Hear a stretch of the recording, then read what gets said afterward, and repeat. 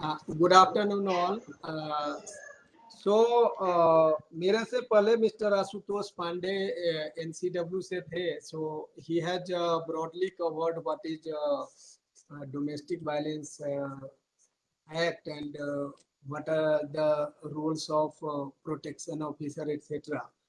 So I am not repeating what are the provisions of the act for just saving the time. And we'll come to the directly to the point that what is the role of protection officers and service providers in respect of the DBA. So हम लोगों को पता ही है कि domestic violence एक ऐसा issue है जो इस कंट्री में ही नहीं बल्कि वर्ल्ड वाइड एक बहुत ही बड़ा महिलाओं के खिलाफ जो भी होते हैं इंसिडेंट्स, अत्याचार होते हैं, उनका एक सबसे बड़ा कारण है। अगर आप किसी भी साल के एनसीआरबी के रिपोर्ट को देखेंगे तो इसके अंदर में जो क्रुएल्टी बाय हस्बैंड का क्राइम है उसका नंबर सबसे ज्यादा। तो almost nearly 4 lakh cases registered होते हैं क्राइम अगेंस्ट वीमेन के। उसमें से most of the cases pertain to cruelty by husband और रिलेटिव्स, और ये 498 के अंदर में आईपीसी में दर्ज होता है। And we have civil act, DV act of 2005 जो कि हमारे मिनिस्ट्री के द्वारा इनेक्ट किया गया था। पर्पस यही था कि जो महिलाएं डोमेस्टिक वायलेंस की शिकार हैं, बिकॉज डोमेस्टिक वायलेंस जब होता है तो न केवल महिला के खिलाफ में फिजिकल, सेक्सुअल और इमोशनल हैरासमेंट होता है, बट इसका प्रभाव उसके महिला के कहीं ना कहीं प्रोडक्टिविटी और उनके सेल्फ एस्टीम के ऊपर भी।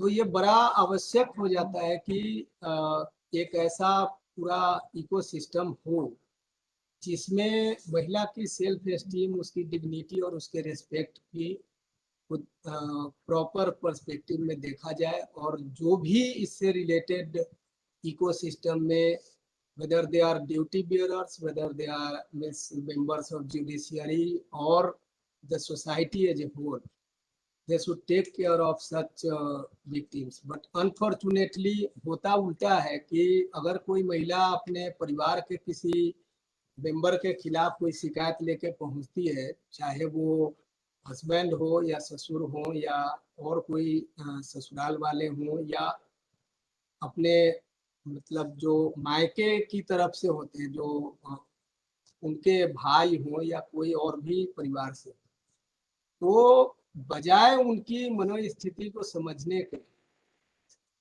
महिला के ही खिलाफ ऐसा एक माहौल बनता है कि वो प्रॉब्लम क्रिएट कर रही है। So this is the most unfortunate part of the whole story.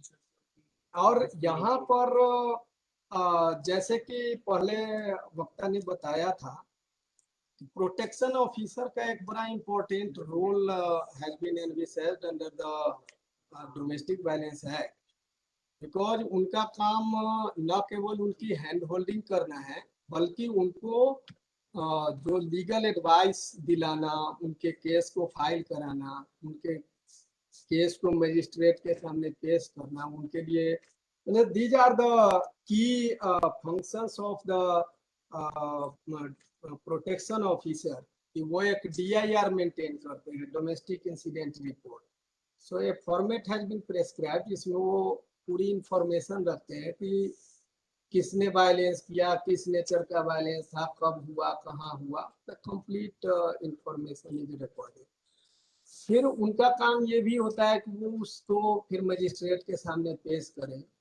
Act के अंदर में प्रोटेक्शन ऑफिसर, प्रोटेक्शन ऑर्डर की एक इसके अंदर में एक प्रोविजन है कि magistrate will pass an protection order, और उसके अंदर में वो रिस्ट्रेन करता है जो भी वायलेंस करने वाला व्यक्ति है उसको।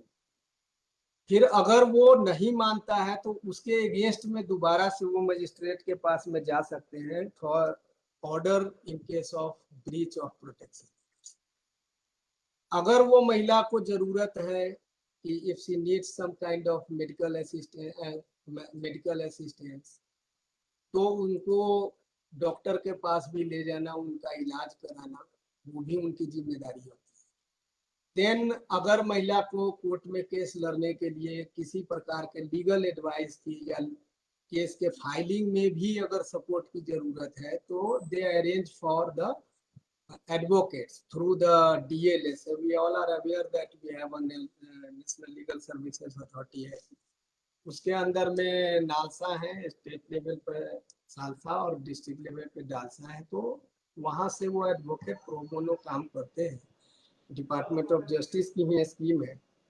तो प्रोटेक्शन ऑफिसर की एक जिम्मेदारी यह भी है कि प्रॉपर लीगल एडवाइस भी उपलब्ध करें और केस फाइलें करें। इसके अलावा अगर वो महिला नहीं चाहती है कि मुझे अपने जिस फैमिली में जहाँ पर उनके साथ में कोई इंसिडेंट हुआ है, वो अगर वहाँ पर जाना नहीं चाहती है, ज़्यादातर केस में ऐसा होता है, खासकर where some kind of injury is there, कोई फूट फाट हुई है, कोई ऐसी इंजरी हुई है, तो इमीडिएटली साइकोलॉजिकली भी महिला तैयार नहीं होती है कि वो इमीडिएट जाके अपने हस्बैंड या फैमिली के साथ। तो ऐसी हालत में they arrange for the shelters for them. ये हर एक जिले में हमारे मंत्रालय की भी स्कीम है और दूसरे जो स्टेट गवर्नमेंट्स में भी कई जगह पे चलते हैं इस तरह के होम्स। तो वहाँ पर उनको रहने की और उनके टेक केयर की फैसिलिटी प्रोवाइड कराना, ये भी उनकी एक जिम्मेदारी में होती है। इसके अलावा उनका काम महिला को उनके साथ होने वाले domestic. Sir, I request you to just conclude, please, yes because sir, yes sir, I we not are take more than 5 minutes, yeah. 3 to 4 minutes। सो ये सारी चीजें हैं। एक्ट के अंदर में बहुत अच्छे प्रोविजंस हैं, सुनने में अच्छे लगते हैं कि ये सारी फैसिलिटी भारत सरकार ने महिलाओं को दी है, लेकिन इसके बावजूद क्या ग्राउंड लेवल पर महिला को वो फैसिलिटीज मिल पाती हैं? क्या वो जब कोर्ट में केस करना चाहती हैं तो क्या उनको प्रॉपर ढंग से उनके केस को डिफेंड करने के लिए एडवाइस मिल पाती है एडवोकेट्स की? क्या प्रोटेक्शन ऑफिसर्स के तरफ से उनको जितना टाइम दिया जाना चाहिए वो दिया जाता है? ये सारे क्वेश्चंस का जवाब में कहीं ना कहीं एक प्रश्न चिन्ह है, एक क्वेश्चन मार्क है, बिग क्वेश्चन मार्क। बिकॉज मेरे पास जो मंत्रालय में I am looking after the women welfare division, जहाँ पे डायरेक्ट कंप्लेंट्स भी आती हैं। We have a complaint email ID also, dedicated complaint ID, और मिनिस्टर के पास भी बहुत सारी कंप्लेंट आती है। एंड मेरा जो अपना पर्सनल, मैं एक एक रिप्रेजेंटेशन खुद पढ़ता हूँ, सबसे ज्यादा मोर देन 70 to 80% जो केसेस होते हैं वो डोमेस्टिक केस। और कंप्लेंट ये होती है कि पुलिस में एफआईआर करा दिया, पुलिस एक्शन नहीं ले रही है, कोर्ट में केस चला गया, 2 साल तक कोर्ट ने कुछ नहीं किया, प्रोटेक्शन ऑर्डर इशू हो गए हैं लेकिन उसको मेरा हस्बैंड नहीं मान रहा है।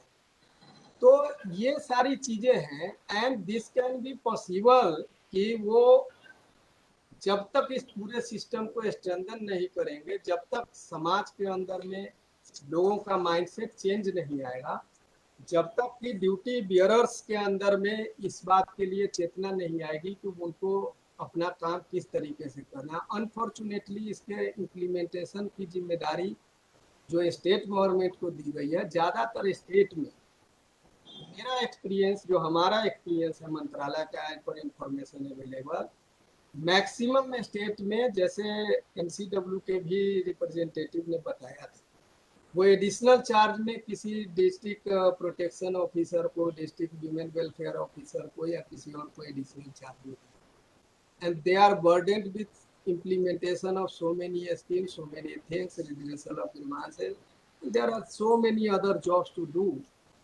वो अपना टाइम जितना देना चाहिए वो डिवोट नहीं करते। इसके अलावा जो सर्विस प्रोवाइडर्स हैं उनकी भी जिम्मेदारी है, but they are also many times not getting adequate help, holding and support from the government officials। तो ये सारी प्रॉब्लम है। लेकिन हमारे मंत्रालय में कुछ अच्छी चीजें भी हैं, ये तो निगेटिव में बातें हुई, लेकिन अच्छी चीज ये है our ministry had implemented one scheme of one-stop centers in 2015. 704 जिले में, बस फिनिश कर रहा हूँ सर, 2 मिनट दे दीजिए। 2015 में एक वन स्टॉप सेंटर की स्कीम दी थी जी।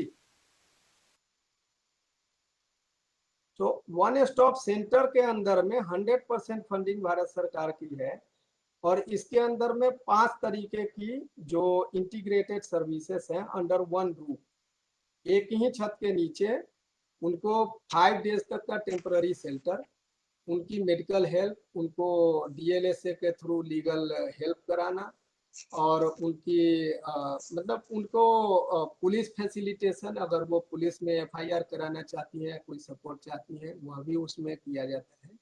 और उनकी साइकोलॉजिकल काउंसलिंग के लिए भी एक काउंसलर का प्रोविजन है। 704 ऐसे वन स्टॉप सेंटर कंट्री में ऑलरेडी ऑपरेशनल हो चुके हैं और आने वाले दिनों में हमारे मंत्रालय की एक नई स्कीम मिशन शक्ति लॉन्च होने वाली है, जिसके अंदर में हमारी ये कोशिश होगी कि इस तरह के जो वन स्टॉप सेंटर हैं जो बहुत ही अच्छा काम कर रहे हैं, they have a very effective and visible presence in the at the district. तो हम चाहेंगे कि वो और भी जगह पे बने और they are serving the violence affected women very well. और हमारी ये कोशिश होगी कि इस पूरे सिस्टम को स्ट्रेंथन करें और जो डिस्ट्रिक्ट के अंदर में हमने निर्भया फंड के अंदर एक वीमेन हेल्प डेस्क बनाने के लिए भी हर एक थाने में एक फंडिंग का प्रोविजन रखा है। So we hope that in the coming days, with the mission Shakti being implemented and with the convergence of activities of all the duty bearers, चाहे वो डालसा हो, मेडिकल के लोग हों, चाहे हमारे वन स्टॉप सेंटर हो, प्रोटेक्शन ऑफिसर्स हो अंडर DBA, तो ये जब सब मिल के काम करेंगे, hopefully a day will come when we will see that no women is violence.